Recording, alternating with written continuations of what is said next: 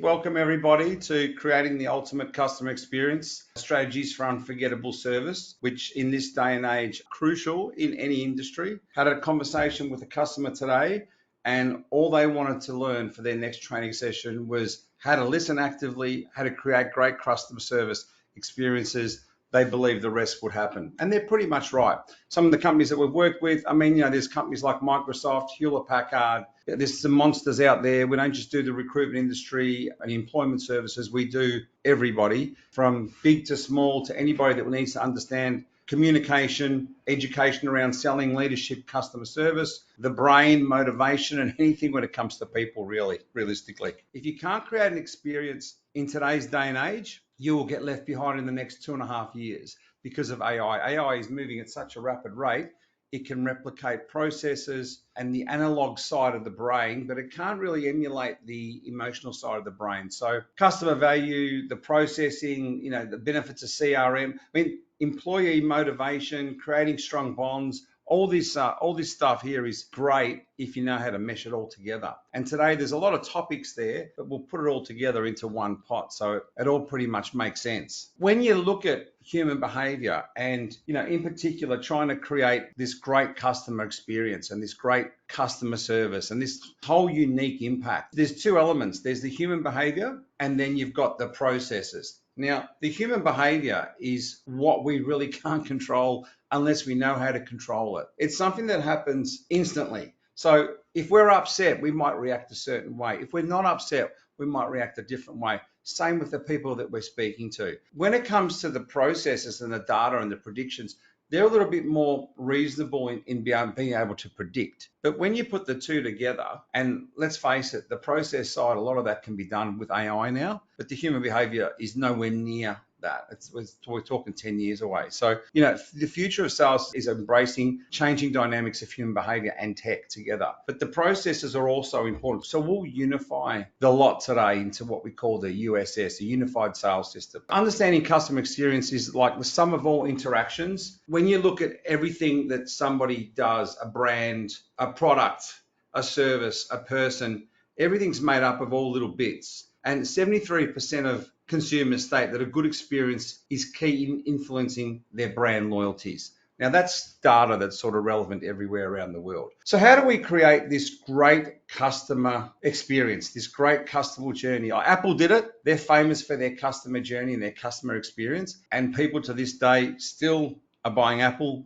And it's about that experience, not so much the technology. When you look at a buyer's journey, when somebody comes through an organization or comes through a particular service or a warehouse, wherever it may be, it doesn't matter what it is. If somebody's going to buy something, there is a trigger to buy something, whether it be a box of matches, whether it be a car, whether it be a house, whether it be employing people, there is a level of interest that starts from somewhere. But it all starts with zero, no interest. So there's a certain amount of people that have no interest in doing something. And when they're like that, it's about awareness. It's about bringing awareness to that person. So when it comes to prospecting and looking at new customers, prospecting is not just going out there and looking for customers. It's not just going out there trying to create an experience based on the information that you've got. Yes, that's important, identifying the prospect. But what's really important is strategizing your approach. The conversation I had prior to this today with the other customer was they wanted their team to have two things: understand self and understand others. Pretty much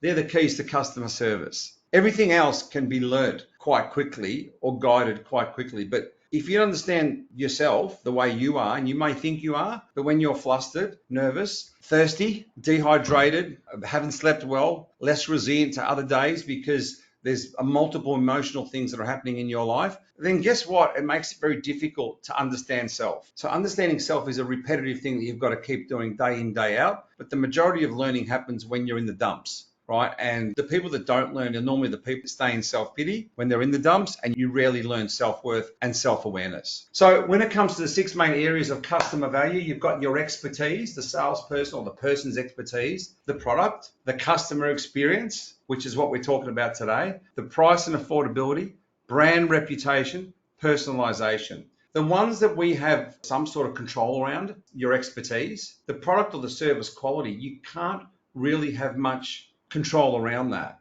or can you? So if you think about that, you can. If something has 3 features and somebody wants a 4th feature and you're talking about 3 features they have no interest in, then it's a waste of time. You need to find the product or the service that gels with what the person wants. So understanding those needs is important there.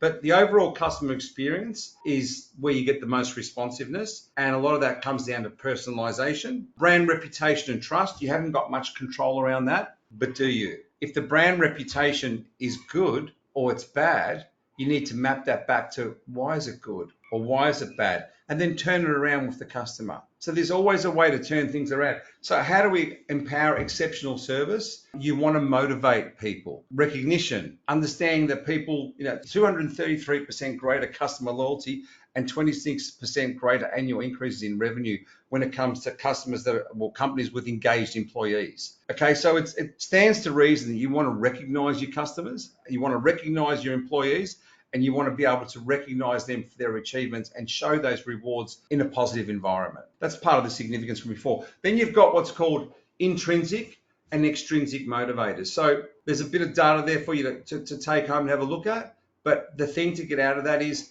it's really easy to create a great experience on extrinsic motivators.